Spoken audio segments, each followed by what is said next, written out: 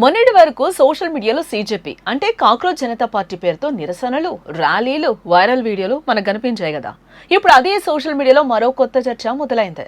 Reservation హటావో movement, జాతి హటావో ఆందోళన్ పేర్లతో కొత్త క్యాంపెయిన్లు వైరల్ అవుతూ ఉన్నాయి. లక్షలాది మంది ఫాలోవర్లతో ఈ పేజీలు రిజర్వేషన్ విధానంలో మార్పులు తీసుకురావాలని ప్రచారమే చేస్తున్నాయి. కొందరు యువత మెరిట్కి ఎక్కువ ప్రాధాన్యం ఇవ్వాలని, రిజర్వేషన్ విధానాన్ని పునఃసమీక్షించాలని వీడియోలు చేస్తూ ఉన్నారు.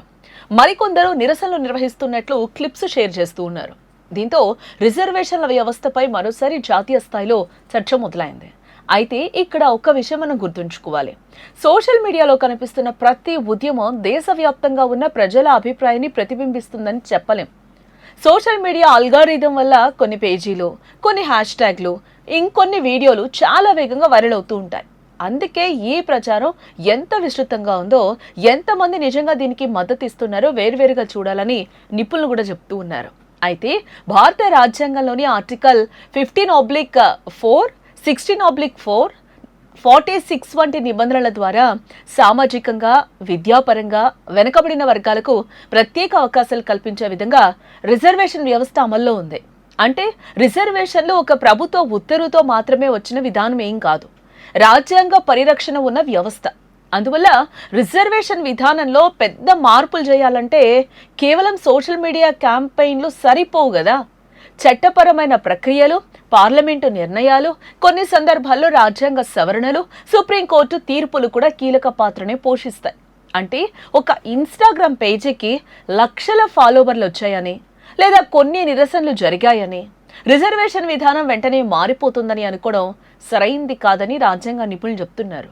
అయితే ఈ ఉద్యమాలకు మద్దతు ఇచ్చేవారు ఏమంటున్నారు అంటే, దేశంలో అవకాశాలు మెరిట్ ఆధారంగా ఉండాలని, ప్రస్తుత రిజర్వేషన్ విధానాన్ని సమీక్షించారని, ఆర్థికంగా వెనుకబడిన వారికి సమాన అవకాశాలు కల్పించే విధంగా వ్యవస్థను మార్చాలని అంటున్నారు. కొందరు ఉద్యోగాలు, విద్యా సంస్థలో పోటీ పెరిగిందని, రిజర్వేషన్ శాతం అమలు విధానం వంటి అంశాలపై మళ్లీ చర్చ జరగాలని కోరుతూ ఉన్నారు. అటు మరోవైపు రిజర్వేషన్లకు మద్దతు ఇచ్చేవారు మాత్రం పూర్తిగా భిన్నమైన వాదననే వినిపిస్తున్నారు. వారి అభిప్రాయం ఏంటి అంటే, భారతదేశంలో కులాధారిత అసమానతలు ఇంకా పూర్తిగా తొలగిపోలేదు, విద్య, ఉద్యోగాలు, భూమి యాజమాన్యం, సామాజిక ప్రాతినిధ్యం వంటి అనేక రంగాల్లో వెనుకబడిన వర్గాలు ఇంకా సమాన స్థాయికి రాలేదు, అందువల్ల సామాజిక న్యాయం కోసం రిజర్వేషన్లు ఇప్పటికీ అవసరమేనని వారు చెప్తూ ఉన్నారు. ఇక్కడే అసలు చర్చ కూడా మొదలవుతోంది. ఒకవైపు మెరిట్, మరోవైపు సామాజిక న్యాయం, ఈ రెండు వాదనల మధ్య సమతుల్యత ఎలా ఉండాలి? ఇదే ప్రశ్న ఇప్పుడు సోషల్ మీడియాలో కూడా కనిపిస్తోంది. ఇటీవల మరో ఆసక్తికరమైన విషయం కూడా కనిపిస్తోంది. గతంలో ఇలాంటి ఉద్యమాలు ప్రధానంగా రాజకీయ పార్టీలు, విద్యార్థి సంఘాలు, సామాజిక సంస్థలు మాత్రమే నడిపేవి. బట్ ఇప్పుడు కొంతమంది యువత నేరుగా సోషల్ మీడియా వేదికలను ఉపయోగించి తమ అభిప్రాయాలను ఉద్యమాల రూపంలోనే వ్యక్తపరుస్తూ ఉన్నారు. మొన్నటి వరకు సీజేపీ పేరుతో కనిపించిన సోషల్ మీడియా ఉద్యమాల తర్వాత ఇప్పుడు రిజర్వేషన్ హటావో, జాతి హటావో వంటి క్యాంపెయిన్లు వైరల్ అవుతూ ఉన్నాయి. దీంతో యువతలో కొత్త రకం రాజకీయ, సామాజిక చర్చ ప్రారంభమవుతోందా అనే ప్రశ్నలు కూడా ముందుకొస్తూ ఉన్నాయి. ఇప్పుడు అందరి దృష్టి ఒక్కటే.